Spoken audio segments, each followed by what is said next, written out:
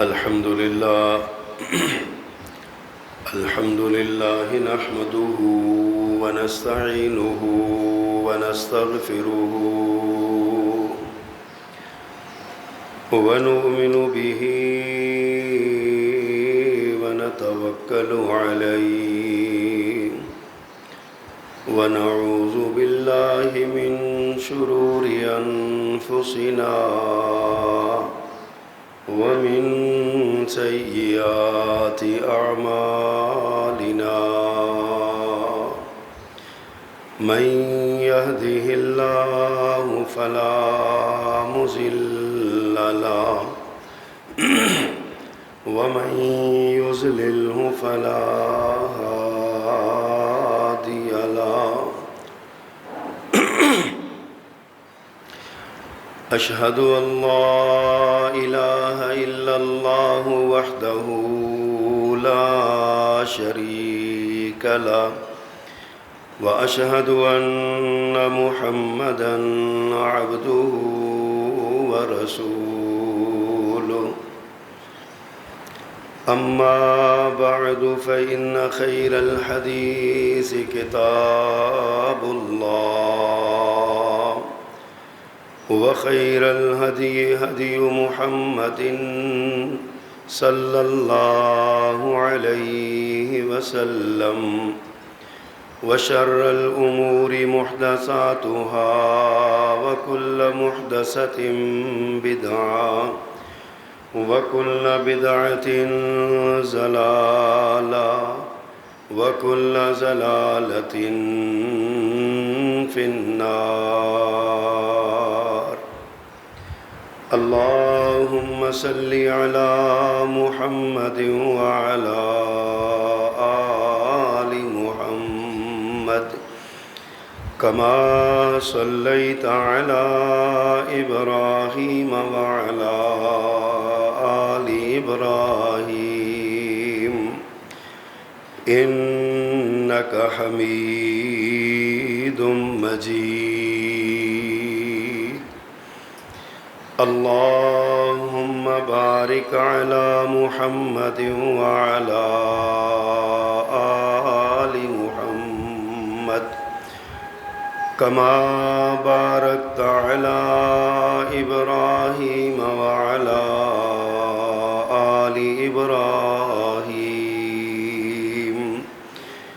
إنك حميد مجيد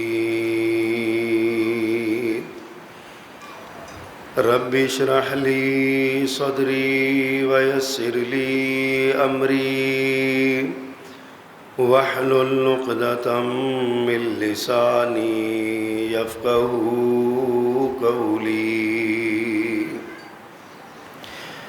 اللهم انفعنا بما علمتنا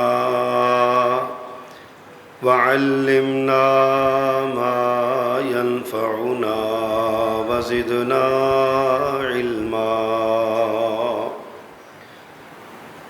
أما بعد فأعوذ بالله السميع العليم وبوجهه الكريم وسلطانه القديم من الشيطان الرجيم من همزه ونفخه ونفثه بسم الله الرحمن الرحيم إنا نحن نزلنا الذكر وإنا له لحافظون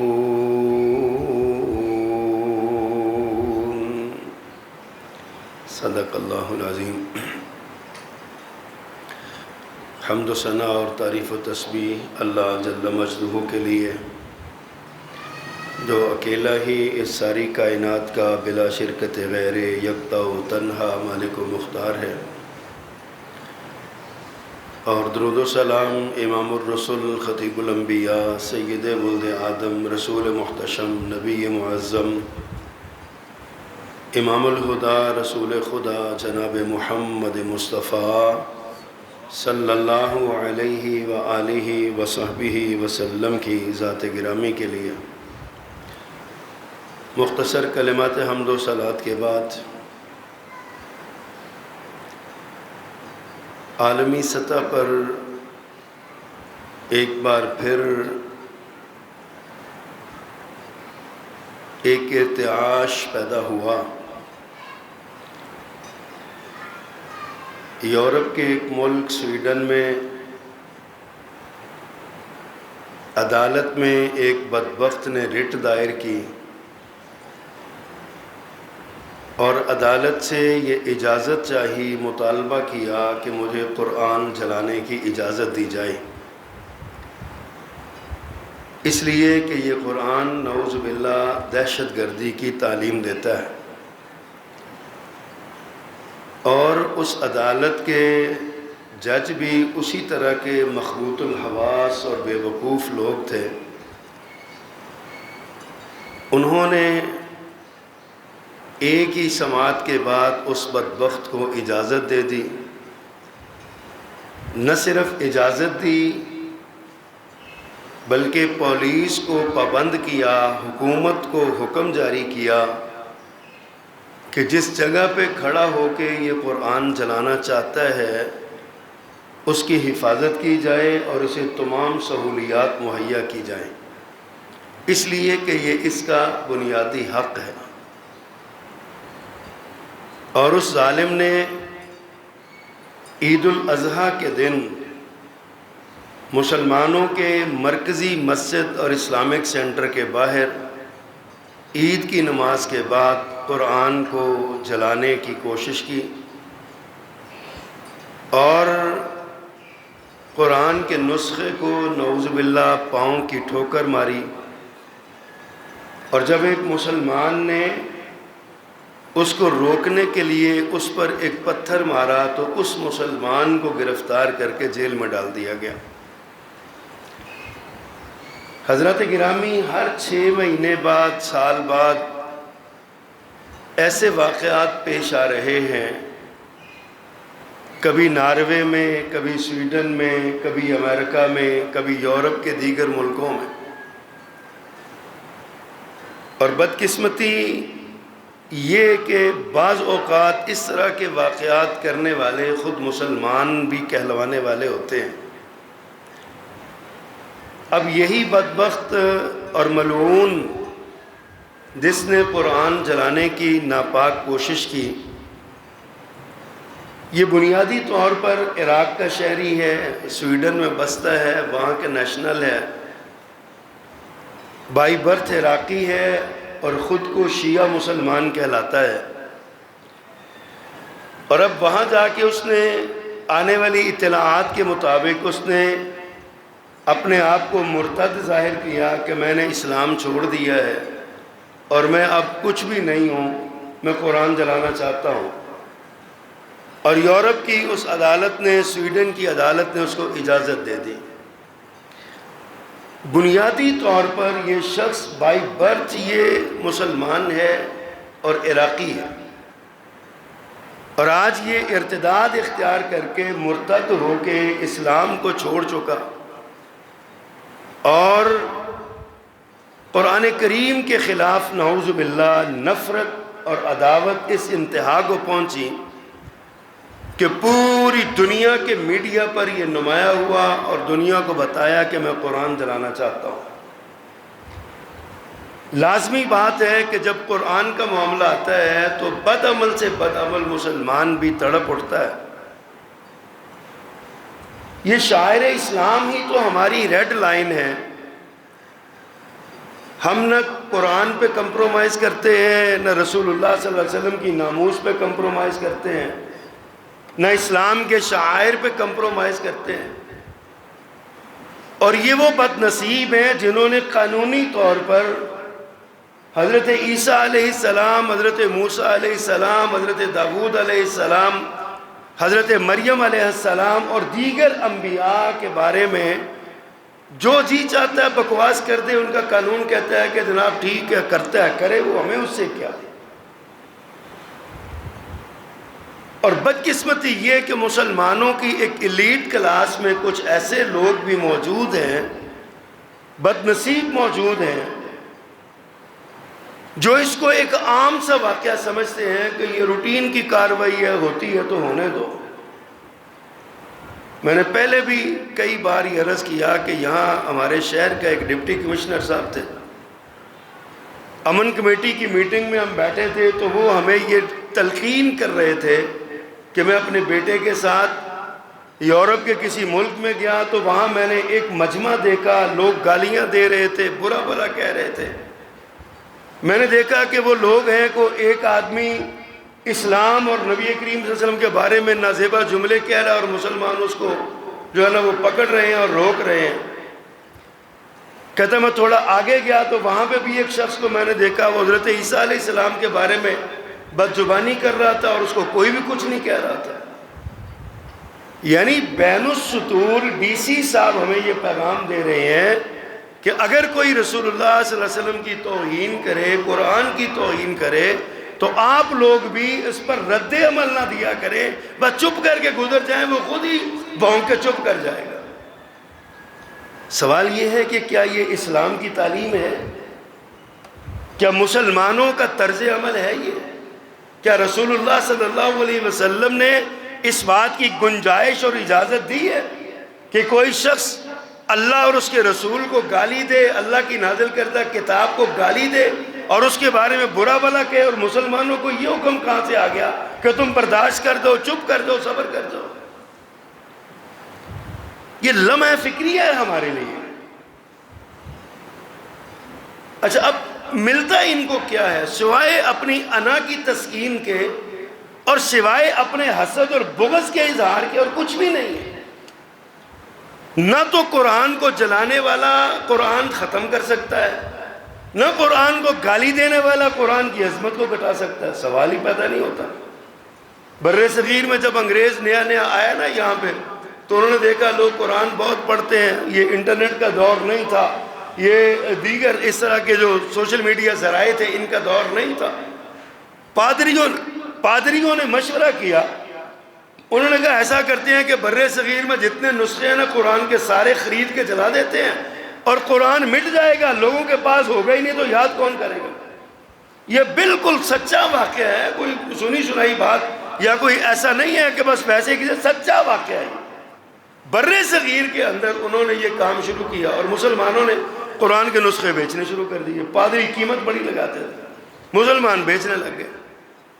ایک مولوی صاحب تھے, باقر علی شاید ان کا نام تھا, انہوں نے ایک بڑے پادری کو مناظرہ کیا اور اس سے پوچھا کہ قرآن کس لیے جلا رہے ہو, تم خریدنے پیسے لگا رہے ہو, جلا رہے ہو اس کو, کیا تم سمجھتے ہو کہ اس کو مٹا دو گے؟ پادری کہنے لگے دیکھو جب تمہارے پاس نسخہ ہی نہیں ہوگا تو یاد کہاں سے کرو گے, تم پڑھو گے کہاں سے؟ انہوں نے کہا تیری بھی عقل کا علاج ہونے والا ہے, تو رک یہاں پہ. ایک 10 سال کے بچے کو بلایا, حافظ قرآن بچہ, اس سے کہا قرآن کی فلاں آیت, فلاں سورت, فلاں مقام, فلاں پارہ سناؤ. وہ فر سنانے لگا. کہنے لگا یہ 10 سال کا. پھر ایک 7 سال کے بچے کو بلایا, اسے بھی یہی جہاں سے جی چاہا اس کا سنا.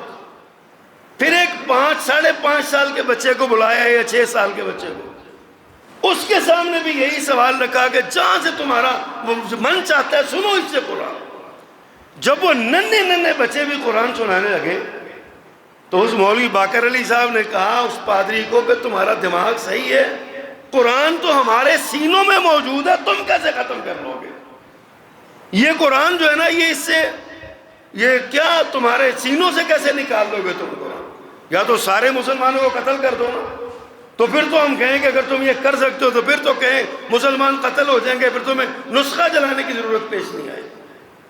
اسی طرح گزشتہ دنوں پاکستان کے بڑے عالم دین انہوں نے لکھا کہ ان کو نا کسی نے کہا کہ جناب مولانا انٹرنیٹ پہ نا بہت سے لوگ نوجوان یہودی اور عیسائی اور لبرل اور ملحد یہ انٹرنیٹ پہ انہوں نے ویب سائٹس بنائی ہوئی ہیں اور یہ قرآن کی آیات میں تحریف کر رہے ہیں. قرآن کریم کے الفاظ کو بدل رہے ہیں، قرآن کریم کے آیات کو آگے پیچھے کر رہے ہیں، اور یہ 3 4 5 10 آیتیں ایسی ہیں جو بالکل صحیح ہیں، آگے جا کے آیت کو بدل دیتے ہیں، پھر آگے 5 10 آیتیں ایسی ہیں، تو یہ تو پڑھنے والا بندہ پریشان ہو جائے گا، پڑھنے والا بندہ پریشان ہو جائے گا، یہ کیا ہے؟ مولانا اسے کہنے لگے یار فکر کی کیا بات ہے، یہ تو معاملہ ہی ایسا ہے، کسی 5 سال کے بچے کے سامنے قرآن کی تلاوت شروع کر دو، جہاں غلط ہوگا وہیں پہ انگلی رکھ کے بتا دے گا کہ یہ لفظ غلط ہے۔ مجھے یاد ہے، ہماری بدقسمتی کہہ لیں یا حالات کا ستم کہہ لیں یا کیا ہے، حافظ قرآن نہیں، ہمیں قرآن سارا یاد نہیں ہے زبان۔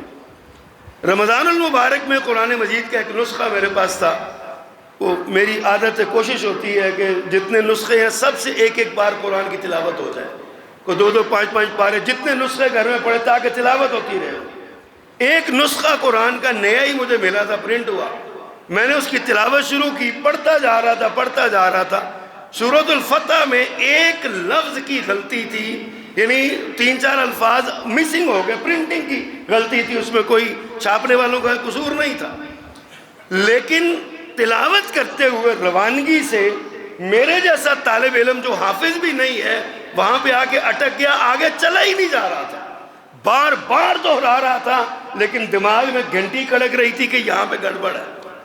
پھر میں نے دوسرا نسخہ لیا اور اس کے ساتھ جب اس کو ٹیلی کیا تو پتہ چلا ایک سطر جو ہے نا وہ پرنٹنگ میں وہ مس ہو گئی ہے، اور اس وجہ سے میں نے جنہوں نے مجھے دیا تھا میں نے ان کو فون کیا، انہوں نے کہا جی ہمیں علم ہے قرآن کے یہ سارے نسخے ہم نے واپس منگوا لیے ہیں، آپ بھی ہمیں واپس بھیج دیں، انشاءاللہ ان کی اصلاح کر دیں گے، یہ پرنٹنگ میں پروف کی غلطی ہو گئی ہے، پرنٹنگ میں ہو گئی، ہو جاتا ہے، انسانی ہے۔ لیکن ایک بندہ جو حافظ بھی نہیں ہے، ایک لفظ پہ آ کے اس کے دماغ کی گھنٹیاں کڑک جاتی ہیں کہ یہاں پہ لفظ میں گڑبڑ ہو رہی ہے، زیر اور زبر میں گڑبڑ ہو رہی ہے، یہ یورپ کے لوگ سمجھتے ہیں قرآن مٹا دیں گے، قرآن چلانے سے قرآن مٹا دیں گے۔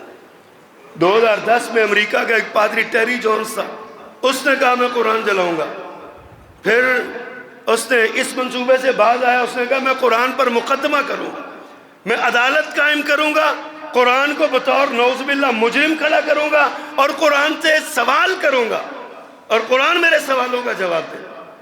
ہم نے اس وقت بھی کہا تھا، میں نے مضمون لکھا، الحمدللہ اخبارات میں شائع ہوا، میں نے اس کو پرنٹ بھی کروایا، میں نے اس وقت جواب دیا تھا کہ ٹیری جون جو تم اس بات کا جواب دو، قرآن تو 1400 سال سے عدالت میں کھڑا ہے، قرآن تو 1400 سال سے تمہارے سامنے کھڑا ہے، قرآن تو یہ چیلنج کرتا ہے، سارے عربی دان مل کے، سارے عجم کے اسکالر مل کے میرے جیسی ایک آیت بنا کے لاؤ، قرآن تو 1400 سال سے تمہاری عدالت میں کھڑا ہے، تم اس پر کیا مقدمہ قائم کرو گے؟ قرآن تم پر مقدمہ قائم کیے کھڑا ہے، قرآن کے سوال کا جواب دو، قرآن کیا کہتا ہے؟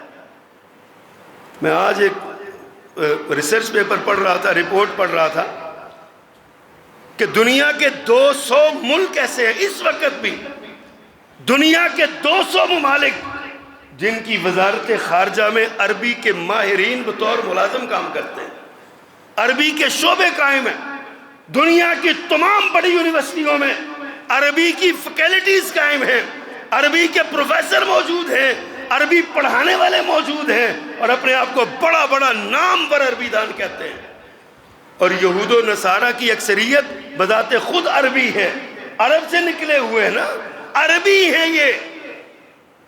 آج تک تو کسی کو قرآن کے اس چیلنج کا، نہ کسی ماہر کو، نہ کسی عربی دان کو، نہ کسی اور کو اس کا جواب دینا، عربی کے بڑے بڑے ادیب اور بڑے بڑے شاعر گزرے ہیں، قرآن کے اس چیلنج کا آج بھی جواب نہیں دے سکتے، نہیں دے سکے اور قیامت تک نہیں دے سکیں گے۔ اس لیے نہیں دے سکے کہ اللہ سبحانہ و تعالیٰ نے خود ارشاد فرمایا ہے اِنَّا نَحْنُ نَزَّلْنَا الذِّكْرَ وَإِنَّا لَهُ لَحَافِظُونَ، ہم نے قرآن اتارا ہے تو ہم اس کی حفاظت بھی کرنا جانتے ہیں، ہم اس کی حفاظت کریں گے۔ اور قرآن، اللہ نے قرآن کی حفاظت کیسے کی ہے؟ کیسے اللہ نے قرآن کی حفاظت کی ہے؟ قرآن کے الفاظ محفوظ، متن محفوظ، ایک زیر و زبر شد و مد جزم حمزہ، ایک لفظ اور ایک حرف اور ایک حرکت کا بھی 14 صدیاں گزر جانے کے بعد بھی آج بھی ایک حرف اور شد و مد کا فرق نہیں آ سکتا۔ برطانیہ کے اندر ایک میوزیم ہے، وہاں پہ کاربن ٹیکنالوجی کے ذریعے ایک نسخے کو دیکھا گیا اور 1350 سال پرانا وہ نسخہ، 1350 سال پرانا وہ نسخہ ان کے پاس موجود۔ انہوں نے کاربن ٹیکنالوجی سے اس کو دیکھا۔ برطانیہ کے عیسائی ماہرین نے یہ لکھ کے دیا کہ یہ وہی نسخہ ہے جو محمد پہ اترا تھا صلی اللہ علیہ وسلم، یہ وہی الفاظ ہیں جو آج 1400 سال بعد مسلمانوں کے پاس موجود ہیں۔ یہ قرآن کو جلا رہے ہیں، کہتے ہیں قرآن جلا کے ہم جو ہے نا وہ ہمیں تسکین ملتی ہے۔ تمہاری انا کو تو تسکین ملتی ہوگی، لیکن یاد رکھنا تم قرآن کا بگاڑ کچھ نہیں سکتے، اس لیے کہ اللہ نے اس کی حفاظت کی ہے۔ میں آج ایک جگہ پہ پڑھ رہا تھا، ڈاکٹر محمود احمد غازی، یہ بہت بڑے اسکالر ہیں، گزشتہ دنوں وزیر بھی رہے پاکستان کے، یہ بہت علمی شخصی، بہت بڑی، انہوں نے کچھ کتابیں لکھی ہیں محاضرات کے نام پہ، محاضرات سیرت، محاضرات فقہ، محاضرات قرآنی، محاضرات معیشت، اس طرح محاضرہ کہتے ہیں لیکچر کو۔ یہ ان کے لیکچرز کی کتب ہیں جو انہوں نے مختلف لیکچرز دی۔ محاضرات سیرت میں ایک جگہ پہ انہوں نے یہ چیزیں لکھی ہیں کہ اللہ نے قرآن کی حفاظت کس انداز میں کی۔ قرآن کے الفاظ محفوظ ہیں، قرآن کا متن محفوظ ہے، قرآن کے زیر و زبر محفوظ ہیں، شد و مد جزم حمزہ محفوظ ہے، کوئی تبدیلی نہیں آ سکی۔ صرف الفاظ ہی نہیں، قرآن کے معانی بھی محفوظ ہیں، قرآن کا مفہوم بھی محفوظ ہے۔ یہ دنیا کائنات میں آدم علیہ السلام سے لے کر آج تک اور آج سے قیامت تک اس کائنات کی واحد کتاب ہے جس کے بارے میں یہ دعویٰ کیا جا سکتا ہے کہ اس کے الفاظ ہی نہیں، اس کے معنی و مفہوم بھی محفوظ ہے۔ کوئی بندہ آج تک اس کے معنی میں گڑبڑ نہیں کر سکا۔ اگر کسی نے ایسی شیطانی کرنے کی کوشش کی ہے تو علماء اسلام نے فوراً اس کا رد کیا ہے۔ ہمارے یہاں بر صغیر میں غلام احمد پرویز نامی ایک بیوروکریٹ تھے، انہوں نے قرآن کے مفہوم کو، قرآنی مفہوم اس کے نام سے ترجمہ کرنے کی کوشش کی۔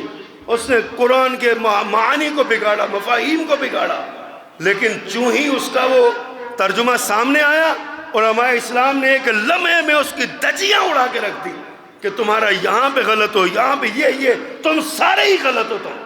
اور قرآن محفوظ ہے، ترجمہ بھی محفوظ ہے، تفہیم بھی محفوظ ہے۔ اور پھر اسی پر بس نہیں، یہ معنی و مفہوم کیسے محفوظ ہوئے؟ اس لیے کہ قرآن کی زبان اللہ نے محفوظ کر، عربی زبان محفوظ ہے، قرآن کی زبان، قرآن آپ، قرآن کے الفاظ، قرآن کے معانی اللہ نے حفاظت کا ذمہ لیا۔ تو دیکھیے کن کن شعبوں میں اللہ نے قرآن کی حفاظت کی، قرآن کی زبان محفوظ کر دی۔ آج ایک چھوٹے سے چھوٹا ادنا درجے کا مسلمان بھی نا عربی زبان کے کچھ نہ کچھ الفاظ دہرا ہی لیتا ہے۔ نماز عربی میں ہے، قرآن عربی میں ہے، ہماری دعائیں ساری جو ہم پڑھتے ہیں عربی میں ہے، اور عربی زبان کو اللہ نے محفوظ کیا اور یہ قیامت تک محفوظ ہے۔ اور مزے کی بات یہ ہے، مرنے کے بعد جنت میں بھی یہی زبان اللہ نے رکھی، اللہ نے زبان کو محفوظ کی۔ اور پھر قرآن کی آیات، قرآن کے بیان کردہ واقعات، قرآن کے بیان کردہ احکامات، ان سب کا کوئی نہ کوئی شان نزول ہے۔ اگر کسی آیت کا کوئی شان نزول ہے تو قرآن کا اعجاز ہے کہ آج اس کا شان نزول بھی محفوظ ہے۔ اِنَّا نَحْنُ نَزَّلْنَا الذِّكْرَ وَإِنَّا لَهُ لَحَافِظُونَ۔ قرآن محفوظ ہے، اللہ نے نازل کیا، اللہ نے حفاظت کی۔ پھر اسی پر بس نہیں، اس سے بھی آگے کیا زبردست علماء نے نقطے اٹھائے، کہا کہ قرآن محفوظ، اس کا متن محفوظ، الفاظ محفوظ، زیر و زبر محفوظ، قرآن کے معنی محفوظ، قرآن کا مفہوم محفوظ، قرآن کا جو زبان محفوظ، قرآن کا شان نزول محفوظ، سب کچھ اللہ نے حفاظت کی ہے۔ اس سے آگے بڑھیے، جس پر قرآن نازل ہوا اس کی ساری زندگی محفوظ، زندگی ہی نہیں اس کا نسب بھی محفوظ، اس کا دیکھیے اللہ نے کیسا انتظام کیا۔ نبی کریم صلی اللہ علیہ وسلم ابھی نبوت پہ نبی نہیں بنے، آپ ابھی دنیا میں نہیں آئے، لیکن آپ کے خاندان کی پوری تاریخ عرب کے لوگوں کے پاس موجود۔ آپ نے خود ارشاد فرمایا بنی اسماعیل سے بنی کنانہ، بنو کنانہ سے قریش، قریش سے بنو ہاشم، میں بنو ہاشم سے مجھے اللہ نے منتخب فرمایا۔ آپ کو اپنے خاندان کا سارا نسب یاد۔ یہ قرآن کا اعجاز ہے، جس نبی پر قرآن نازل ہوا اس نبی کے باپ، دادا، پردادا، اس سے آگے دادا، اس سے آگے دادا، اس سے آگے دادا، حتیٰ کہ حضرت اسماعیل اور حضرت ابراہیم علیہ السلام تک سارا محفوظ ہے۔ اور لکھنے والوں نے نبی کریم صلی اللہ علیہ وسلم کے نسب نامہ بیان کیا، اور پڑھتے پڑھتے پڑھتے حضرت آدم علیہ السلام تک جا کے ملا۔ اس نبی کا نسب نامہ محفوظ، اس نبی کا نام محفوظ، اس نبی کی سیرت محفوظ، اس کی ساری ہر چیز اس کی اللہ نے محفوظ کر دی ہے۔ کیوں؟ اس لیے کہ تاکہ قرآن محفوظ رہے، اور اس سے بھی آگے بڑھی ہے۔ صرف اس نبی کی سیرت محفوظ نہیں ہوئی، اس نبی کے شاگردوں کی بھی زندگی محفوظ ہو گئی۔ صحابہ کرام رضوان اللہ علیہ مجمعین کی زندگی محفوظ ہو گئی، قرآن کے راویوں کی زندگی محفوظ ہو گئی، خدمات محفوظ ہو گئی۔ یہ سارا ایک فن ایجاد ہوا جس کو فن اسماء الرجال کہا جاتا ہے۔ اسماء الرجال کا فن، سند کا فن، مجھے کس نے سنایا، میں نے کس سے سنا، انہوں نے کس سے سنا، انہوں نے کس سے سنا، انہوں نے کس۔ آج ہم جب مدرسے سے فارغ ہوتے ہیں تو ہمارے استاد ہمارے سامنے سند پڑھتے ہیں، اور صرف 34 واسطے ہیں جن سے ہم رسول اللہ صلی اللہ علیہ وسلم کے شاگرد قرار پاتے ہیں، صرف 34 واسطے، اور پھر 35واں واسطہ جبریل کا اور 36واں واسطہ اللہ سبحانہ و تعالیٰ کا۔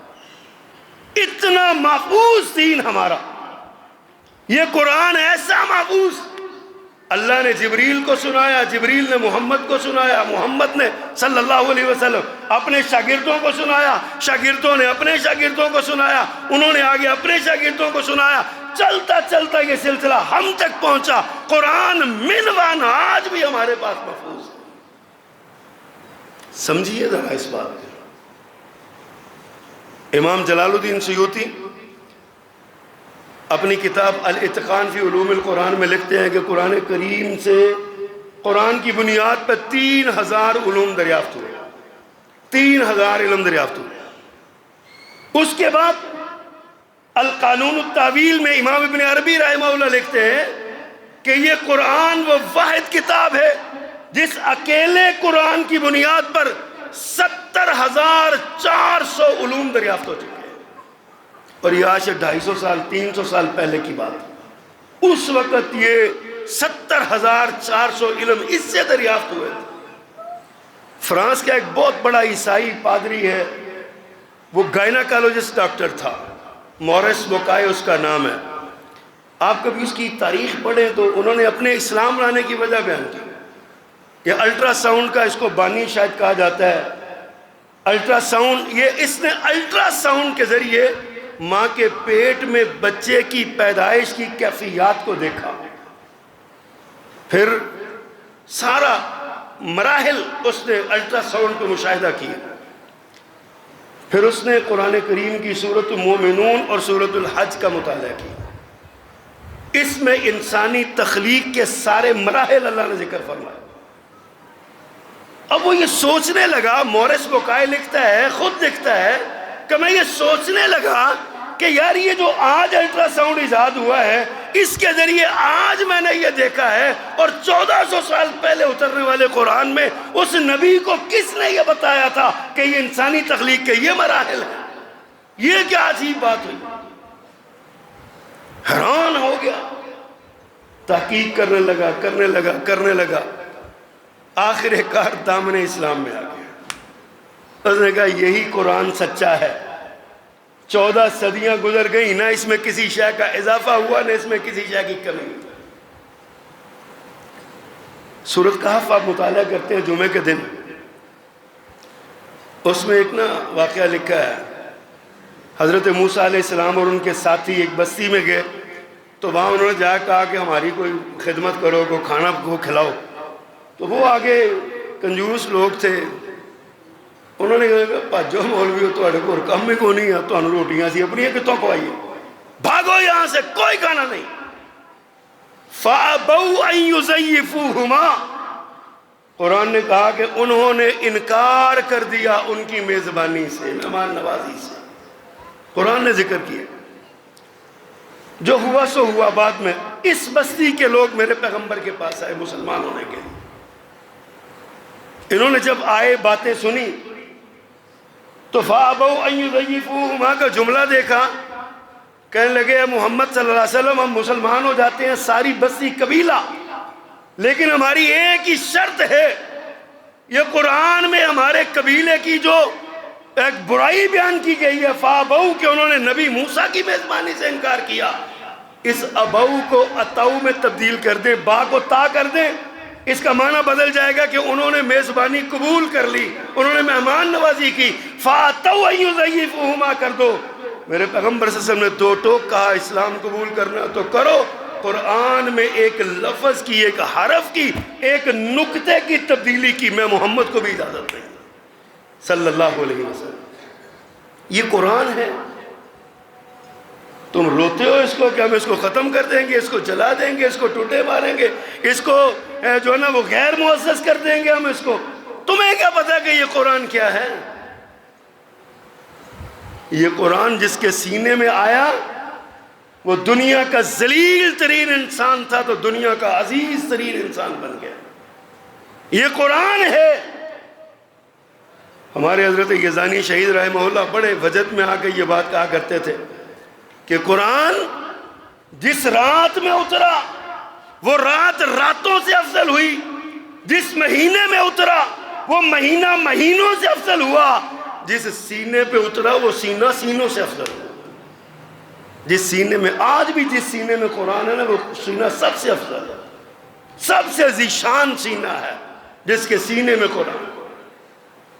سمجھیے ذرا، اللہ نے حفاظت کی، علم فن اسماء الرجال ایجاد ہوا، اور اس فن اسماء الرجال کے ذریعے پتہ کیا ہوا؟ 6 لاکھ لوگوں کی زندگیاں محفوظ ہوئی۔ آج یہ جو محدثین کسی روایت پہ جرح کرتے ہوئے حدیث کو کے بارے میں فتویٰ لگاتے ہیں نا، حکم لگاتے ہیں یہ ضعیف ہے، حسن ہے، یہ صحیح ہے، یہ سارا یہ اسی فن اسماء الرجال کی مدد سے یہ سارا کچھ ہو رہا ہے۔ فن اسماء الرجال کے ذریعے 6 لاکھ لوگوں کی زندگیاں محفوظ ہوئیں، اس لیے اللہ نے محفوظ کی تاکہ قرآن پر کوئی حرف نہ آ سکے، تاکہ قرآن پر کوئی بات نہ آ سکے۔ یہ قرآن عظمت والا، اور خود نبی کریم صلی اللہ علیہ وسلم قرآن کے سب سے پہلے حافظ تھے، بلکہ ہم تو مزہ آتا ہے یہ کہتے ہوئے، دل باغ باغ ہوتا ہے یہ کہتے ہوئے کہ پیارے پیغمبر سید الحفاظ تھے۔ ایک بار نا پیارے پیغمبر صلی اللہ علیہ وسلم اپنے گھر میں لیٹے ہوئے آرام فرما رہے تھے کہ جناب جبریل نے اٹھایا آ کے، کہا چلیے مسجد میں ایک حلقہ لگا ہوا ہے، ایک مجلس لگی ہوئی ہے، آپ وہاں پہ جائیے اور جا کے ان کے ساتھ بیٹھیے۔ رسول اللہ صلی اللہ علیہ وسلم حیران ہوئے کہ یہ کیسا ایسا حلقہ آ گیا کہ مجھے اٹھا کے بھیجا جا رہا ہے، اللہ کی طرف سے پیغام آ رہا ہے کہ جاؤ جا کے اس مجلس میں اس حلقے میں بیٹھو۔ پیارے پیغمبر تشریف لائے۔ اب صحابہ کرام کی ایک مجلس لگی ہوئی تھی، ایک قاری صاحب قرآن پڑھ رہے تھے، باقی سارے سن رہے تھے۔ جب پیارے پیغمبر وہاں پہ کھڑے ہوئے نا، جا کے خاموشی کے ساتھ پیچھے کھڑے ہو گئے، جو ہی قاری صاحب کی نظر پیارے پیغمبر پہ پڑی تو وہ چپ کر گئے، ادب کے ساتھ احترام کے ساتھ، اب خاموش ہو گئے۔ سارے جب خاموش ہوئے تو سارے حلقے کے لوگوں نے دیکھا تو نظریں جھکا کے دیکھ رہے تھے، نگاہ اٹھائی تو آگے امام کائنات کا تابدار چہرہ نظر آیا، ادب کے ساتھ احترام کے ساتھ سارے۔ آپ نے فرمایا بیٹھو بیٹھو، کیا کر رہے تھے؟ اب سارے پتہ نہیں سمجھے، پتہ نہیں کیوں پوچھا جا رہا ہے، کیا معاملہ ہے؟ پوچھا کیا کر رہے تھے؟ عرض کیا آقا ہم قرآن کے طالب علم ہیں، یہ قرآن پڑھ رہے تھے، ہم میں سے ایک اور ہم سارے سن رہے۔ میرے آقا مسکرائے، فرمایا اللہ تیرا شکر ہے، تو نے مجھے ایسے لوگ دیے، اللہ کا کرم ہے، اس نے مجھے ایسے لوگوں کا نبی بنایا کہ جن کے بارے میں مجھے حکم دیا کہ ان پر جا کے صبر کرو، یعنی ان کے درمیان رکو۔ آپ اس مجلس میں بیٹھ گئے، فرمایا تم پڑھو، میں بھی سننا چاہتا ہوں۔ یہ قرآن، صحابہ کی یہ محبت، ان کی زندگیاں محفوظ ہوں، انہوں نے قرآن ہمارے سامنے رکھا۔ پھر میونہ میں 70 حفاظ شہید ہوئے۔ کیا مطلب ہے؟ تب اللہ کے پیغمبر کی زندگی میں حفاظ کرام بے شمار موجود تھے، اور جنگ یمامہ میں 700 کے قریب کم و بیش 700 حفاظ شہید ہوئے۔ ختم نبوت کے تحفظ کے لیے جو جنگ لڑی گئی، 1200 افراد شہید ہوئے، ان میں 700 سے قریب حفاظ کرام تھے۔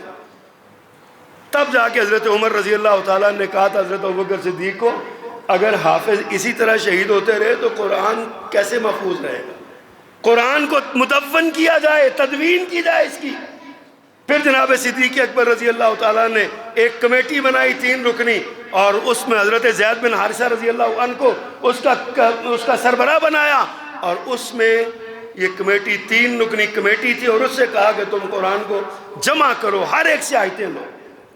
شرط یہ لگائی کہ ایک آدمی جو کہے نا یہ قرآن میں ہے تو 2 بندے اس کی گواہی دیں گے، 2 بندے اس کی گواہی دیں گے۔ ایک آیت قرآن کریم کی آ گئی ایسی، ایک صحابی کہتے ہیں کہ یہ آیت قرآن میں ہے، ایک گواہ بھی کہتا ہے کہ یہ ہے، دوسرا گواہ نہیں مل رہا۔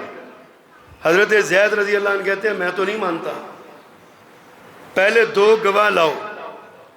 اب اللہ کی حکمت میں آپ کو اکثر یہ واقعہ سناتا ہوں، میرے پیغمبر منڈی میں گئے، وہاں سے اونٹ خریدا یا سواری خریدی، گھر جا رہے تھے، حضرت خزیمہ رضی اللہ تعالیٰ عنہ کے وہاں ملے، تو وہ مالک جو تھا اونٹ کا وہ بگڑ گیا، اس نے کہا جی مجھ سے چھین کے بھاگ رہے ہیں، وہ سودا ہی کوئی نہیں ہوا۔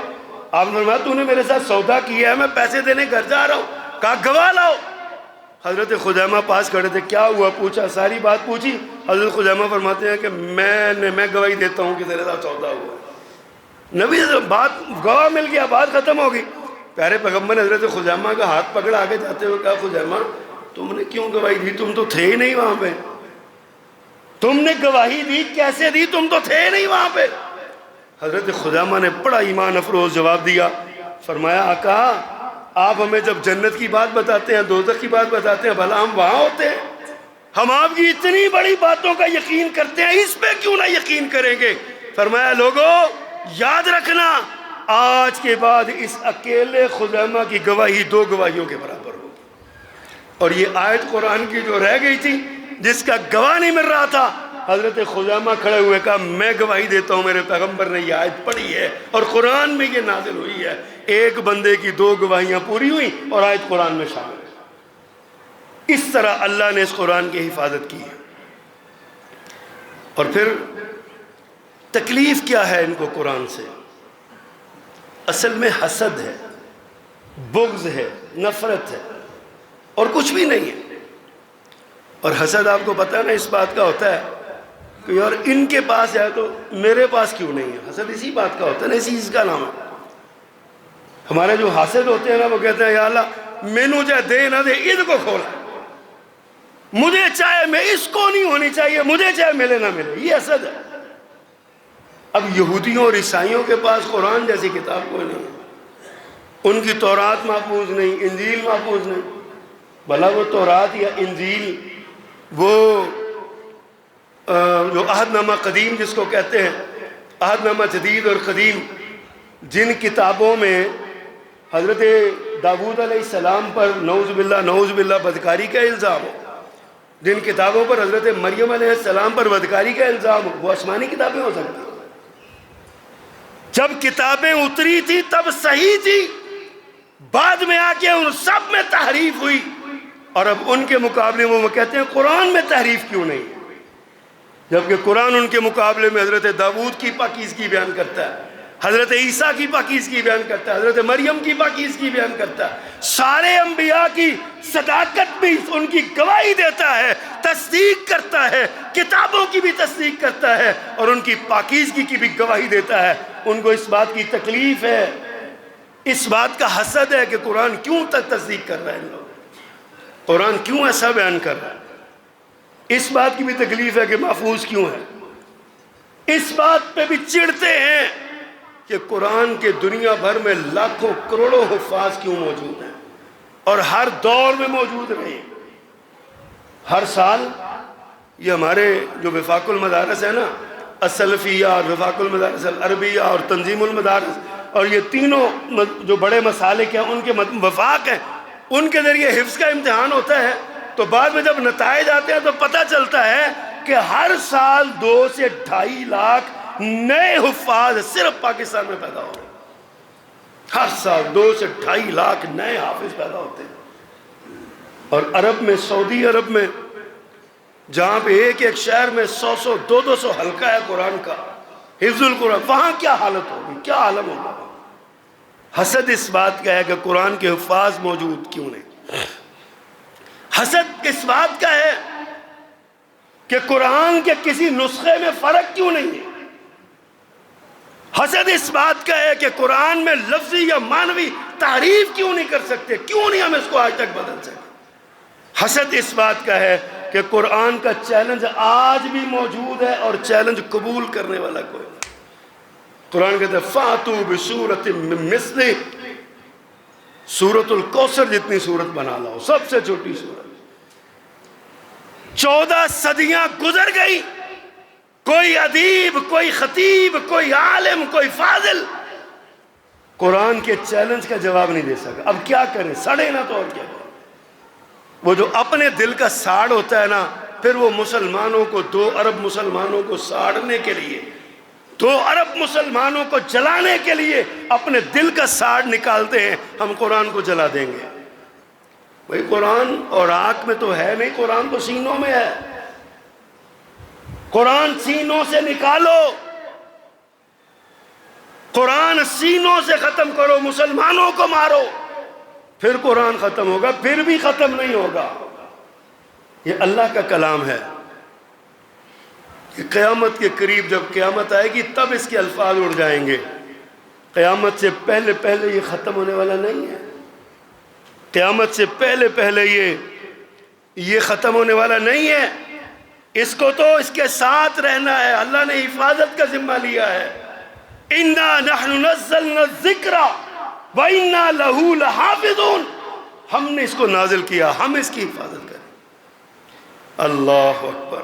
اور پھر قرآن اگر غیر اللہ کی طرف سے ہوتا، یہ بھی بڑا مسئلہ ہے نا، کہتے ہیں قرآن اللہ من جانب اللہ نہیں ہے، مکہ کے قریشیوں نے بھی کہا تھا، مکہ کے کافروں نے بھی کہا تھا، پھر یہودیوں نے بھی کہا، بعد میں آنے والے مستشرقین بھی، یہ من جانب اللہ نہیں ہے۔ اللہ نے فرمایا اگر یہ من جانب اللہ نہ ہوتا، اللہ کا کلام نہ ہوتا، غیر اللہ کی طرف سے ہوتا، اللہ کے سوا کسی کا کلام ہوتا، تو جاؤ ساری کائنات کے اندر جتنی کتابیں ہیں غیر اللہ کی لکھی ہوئی، ان کتابوں میں جو ہے نا مماثلت ڈھونڈ کے دکھاؤ، ہر کتاب میں کہیں نہ کہیں فرق نکل آئے گا۔ یورپ میں چھپنے والی کتاب اور ہوگی، اردو میں چھپنے والی کتاب اور ہوگی، بر صغیر کی کتاب اور ہوگی، بر اعظم امریکہ کی کتاب اور ہوگی، یہ ساری الگ الگ ہوں گی۔ یہ قرآن واحد ہے، امریکہ ہو یا افریقہ ہو، کینیڈا ہو یا لندن ہو، برطانیہ ہو یا پاکستان ہو، ہندوستان ہو، دنیا کا کوئی بھی ملک ہو، جس ملک میں چلے جاؤ قرآن کے الفاظ بھی ایک ہے، ردھم بھی ایک ہے، تلفظ بھی ایک ہے، قرآن ایک ہی ہے۔ اور یہ قرآن آج بدقسمتی ہے ہماری کہ ہماری توجہ نہیں ہے۔ قرآن جلانے والوں کے لیے بہترین جواب یہ ہے کہ اپنے بچوں کو قرآن سکھائیں۔ قرآن چلانے والوں کے لیے جواب یہ ہے کہ قرآن لے کے سڑکوں پہ نکل آئیں، سڑکوں پہ بیٹھ کے قرآن کی تلاوت کریں۔ سویڈن میں بعض لوگوں نے، عراق میں اور دیگر وہ سویڈن کے سفارت خانے کے باہر قرآن کی تلاوت شروع کر دی بیٹھ کے۔ کیا خوبصورت انداز ہے۔ آج میں ایک اخبار میں دیکھ رہا تھا، سویڈن کے وزیر قانون و انصاف نے کہا ہم سوچ رہے ہیں کہ قرآن کی توہین کو غیر قانونی قرار دیا جائے، جرم نہیں قرار دیا جائے، غیر قانونی قرار دیا جائے، تاکہ یہاں کوئی ایسا کام نہ کرے۔ ابھی تم سوچ رہے ہو، اور اگر پھر ساتھ ہی لکھتا ہے اب ہماری سویڈن کی سلامتی کو خطرات لاحق ہو گئے ہیں۔ قرآن امن کی کتاب ہے، قرآن امن پھیلاتا ہے، امن کا درس دیتا ہے، قرآن کی تعلیمات امن کی ہیں، قرآن معاشرتی امن کا داعی ہے، ذاتی امن کا داعی ہے، شخصی امن کا داعی ہے۔ لیکن یاد رکھیے اگر قرآن کی طرف ہاتھ اٹھاؤ گے تو یہی قرآن قصاص کا بھی حکم دیتا ہے، یہی قرآن بدلہ لینے کا بھی حکم دیتا ہے۔ پھر تمہارے امن کو آگ لگے یا تمہارے ملک کو آگ لگے، پھر امت مسلمہ کو اس بات کی پرواہ نہیں ہوگی۔ کہتے ہیں فلاں ہماری ریڈ لائن ہے، فلاں ہماری ریڈ لائن ہے۔ خدا کی قسم قرآن ہماری ریڈ لائن ہے، محمد الرسول اللہ صلی اللہ علیہ وسلم ہماری ریڈ لائن ہے۔ بحیثیت مسلمان ان کے علاوہ دینی شعائر، دینی شخصیات کوئی ریڈ لائن نہیں ہے، صرف یہی ہماری ریڈ لائن ہے۔ ان کے لیے جان دینا بھی ثواب ہے، جان لینا بھی ثواب ہے۔ یہ ایمان ہونا چاہیے، یہ سوچ ہونی چاہیے۔ اور آج 17 ذی الحج ہے، 18 ذی الحج حضرت عثمان غنی رضی اللہ تعالیٰ عنہ کی شہادت کا دن ہے۔ حضرت عثمان غنی رضی اللہ تعالیٰ عنہ دوہرے داماد میرے پیغمبر صلی اللہ علیہ وسلم کے، پیارے پیغمبر کے محبوب۔ کہنے والوں نے کہا کائنات میں کسی نے جوڑا حسین دیکھنا ہو تو عثمان کا اور ام کلثوم کا، یہ رقیہ کا دیکھو، سب سے بہترین جوڑا۔ میرے پیغمبر کو اتنا پیار، کہا کیا میں اس سے حیا نہ کروں جس سے آسمان کے فرشتے بھی حیا کرتے ہیں۔ وہ عثمان جو شہزادہ تھا، سرمایہ دار، دولت مند تھا، دولت مند باپ کا بیٹا تھا، جسے ہماری زبان ہے سونے کا چمچ منہ میں لے کے پیدا ہونے والا تھا۔ جب اسلام قبول کیا تو ان کے چچا نے ان کو چٹائی میں لپیٹ دیا، چٹائی کو گیلا کر کے آگ لگائی، دھواں چلا ناک میں، اذیتیں برداشت کی۔ یہ عثمان جو بدر میں موجود نہیں تھے لیکن بدر میں شامل گردانے گئے، جو صلح حدیبیہ بیعت رضوان میں موجود نہیں تھے لیکن میرے آقا نے اپنے ہاتھ کو عثمان کا ہاتھ قرار دے دیا، اپنے آقا کو اپنے ہاتھ کو عثمان کا ہاتھ قرار دے کے بیعت میں موجود نہ ہونے کے باوجود کہا اگر عثمان زندہ ہوا تو یہ بیعت اس کی طرف سے بھی، رضی اللہ تعالیٰ عنہ۔ عثمان کی عظمت اور شان اور مقام، فرمایا ما ذر عثمان ما عمل بعد اليوم، آج کے بعد عثمان کوئی نیکی نہ کرے تو کوئی فکر نہیں ہے، عثمان بغیر حساب کے جنت میں جائے گا۔ حضرت علی نے پوچھا حساب سب سے پہلے کس کا ہوگا؟ فرمایا میرا، پھر کس کا؟ پھر ابو بکر کا، پھر کس کا؟ عمر کا، پھر کس کا؟ علی تیرا۔ حضرت علی ٹھٹک گئے، آقا ترتیب غلط ہو گئی، ترتیب غلط ہو گئی، عثمان کدھر گئے؟ فرمایا عثمان بغیر حساب کے جنت میں جائے گا۔ اکیلا عثمان بغیر حساب کے نہیں جائے گا، 70,000 لوگوں کی سفارش پر عثمان، یہ لوگ عثمان کی سفارش پر بغیر حساب جنت میں جائیں۔ اللہ ہمیں ان میں شامل فرما، جن کی سفارش حضرت عثمان کی۔ وہ عثمان، قرآن سے محبت دیکھیے، قرآن سے شغف دیکھیے، 40 دن ہو گئے بھوک اور پیاس برداشت کر رہے ہیں، ظالموں نے محاصرہ کیا ہوا ہے۔ وہ کنواں جو جناب عثمان نے خرید کے مسلمانوں کے لیے وقف کیا، اس کنویں کا پانی پینے نہیں دیا جا رہا۔ وہ مسجد نبوی جو جناب عثمان نے خود خرید کے زمین مسجد میں شامل کی، اس مسجد میں نماز نہیں پڑھنے دی جا رہی۔ 40 دن گزر گئے، کسی نے پوچھا عثمان کیا کرتے ہو؟ کہا جب بھوک لگتی ہے تو روزے کا تصور کرتا ہوں، جب پیاس لگتی ہے تو قرآن کی تلاوت کرتا ہوں۔ ان کی پیاس قرآن مٹاتا تھا۔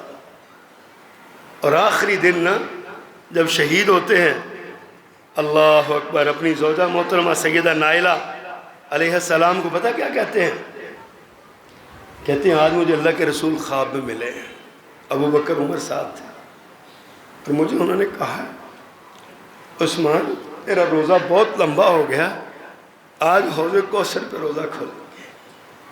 مجھے ایسا لگ رہا ہے کہ جیسے آج میری شہادت کا دن ہے۔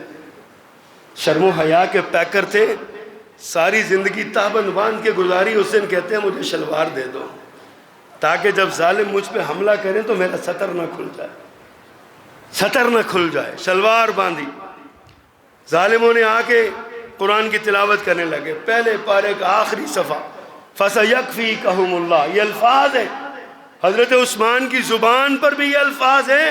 اور حضرت عثمان پر جب تلوار کا وار ہوا، خون کا پہلا قطرہ اسی فَسَيَكْفِيكَهُمُ اللَّهُ کے لفظ میں گرا.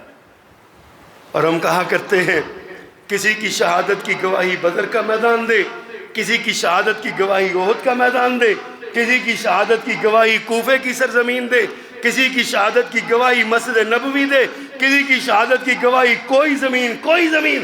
عثمان تیرے نصیب کے کیا کہنے، تیری شہادت کی گواہی قرآن دے، رب کا قرآن تیری شہادت کی گواہی دے.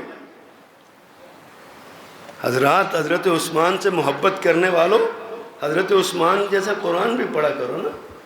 یہ جو پیارے پیغمبر کا فرمان ہے نا، خیرکم من تعلم القرآن وعلمہ، یہ حضرت عثمان کو ہی میرے پیغمبر نے بتایا تھا. حضرت عثمان نے امت کو آگے بتایا ہے. حضرت عثمان کی روایت ہے، ہم نے گھروں پہ، مسجدوں کی دیواروں پہ، مدرسوں پہ لکھوایا ہوا ہے، خیرکم من تعلم القرآن وعلمہ. یہ حضرت عثمان نے ہمیں بتایا، میرے پیغمبر کا سونا فرمان. اس لیے کہ اللہ کے پیغمبر نے حضرت عثمان سے یہ بات کی. تو آئیے قرآن کی محبت. آج لوگ ہم سے قرآن چھیننا چاہتے ہیں، ہماری زبانوں سے قرآن اتارنا چاہتے ہیں، ہمارے سینوں سے قرآن نکالنا چاہتے ہیں. ان بے وقوفوں کو پتہ ہی نہیں ہم تو حضرت عثمان کے ماننے والے ہیں، جو قرآن پڑھتے پڑھتے جان دے دیتے ہیں، قرآن نہیں چھوڑتے. ہماری جانیں اس قرآن پہ قربان، ہمارے بچے اس قرآن پہ قربان. تم سمجھتے ہو قرآن جلا کے ہم دبا لیں گے؟ تم جتنا قرآن کو جلانے کی کوشش کرو گے، قرآن دنیا میں اتنا ہی انشاءاللہ پھیلتا چلا جائے گا. اللہ ہمیں قرآن کی سچی محبت اللہ نصیب فرمائے.